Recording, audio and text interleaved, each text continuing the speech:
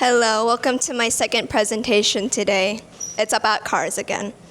Okay, did you know that 2/3 of the fuel in a regular car is wasted as heat? No, okay. Yeah, so that's the biggest issue with cars. It's wasted energy. Cars are very inefficient. Car companies have been trying to reuse and reintegrate and lost energy back into the car. And there have been some advancements so far, especially with regenerative braking, which is around 10 to 70% efficient.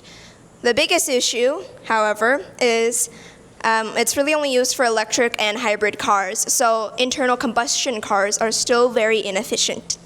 Enter the thermal electric generator, aka the TEG.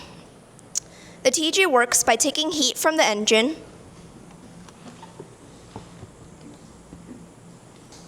so this is the TEG right here. So it takes the heat from the engine, and through the Seebeck effect, it generates an electrical current because there is a temperature difference. So the red part right down here is representing the hot side of the TEG, and the blue side is the cooler side. So this temperature difference creates an electrical current. This electrical current then can charge the battery, like this. So the light means it's charging. Yeah. So this is a great alternative because it increases the efficiency of cars. And it redistributes the wasted energy, which is the major issue of cars, of course. This leads to the next advantage of TEGs, which is reducing emissions. In 2009, BMW created a prototype that placed the TEG in a radiator. While generating 250 watts of power, it also reduced emissions by 2%. Before this, BMW had another version where the TEG was placed in the exhaust system, which produced around 600 watts of power. Theoretically, if the TEG was 100% efficient, they would generate around 116.6 kilowatts of power. But because of real-world limitations, the real power output would be around 5 to 9 kilowatts.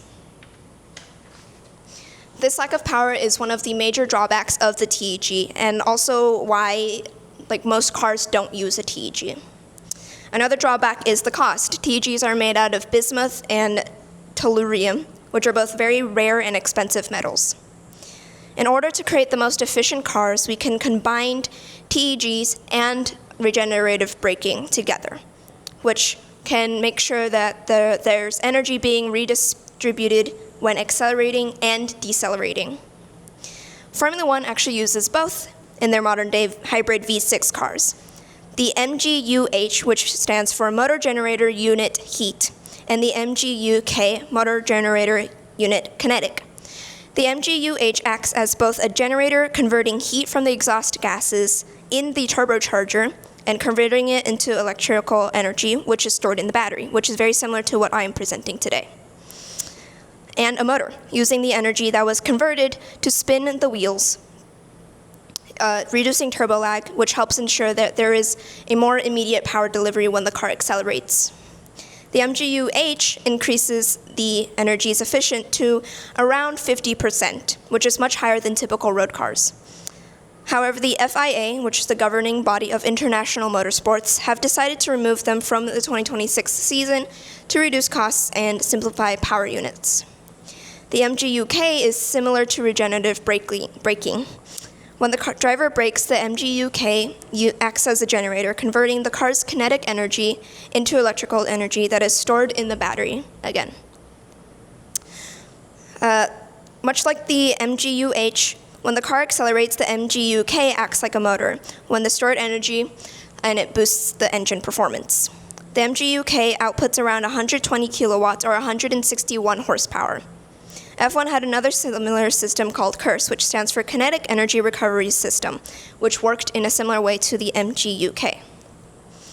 If I had more time, resources, and money to work on this project, I would have used a real engine and TEG to collect more accurate measurements, and I could also experiment with different materials to see if they would improve the efficiency of the TEG, as well as decreasing the cost. This technology isn't just theoretical, it could be the future of efficient driving. As we find better technology and resources, efficient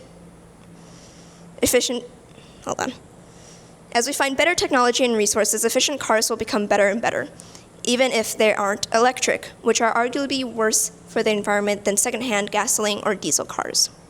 Hopefully the future of driving is green and we can continue to develop better technologies and keep these beautiful machines alive and roaring. And to quote Jeremy Clarkson, "It's what non-car people don't get. They see all cars as 1.5 to 2 tons of wires, glass, metal, and rubber. That's all they see. People like you or I, car people, know that cars are living entities. You can develop a relationship with the car, and that's what non-car people don't get. When something has foibles and won't handle properly, that gives it a particularly human quality because it makes mistakes. And that's how you can build a relationship with a car that other people won't get." Thank you for coming to my science fair booth.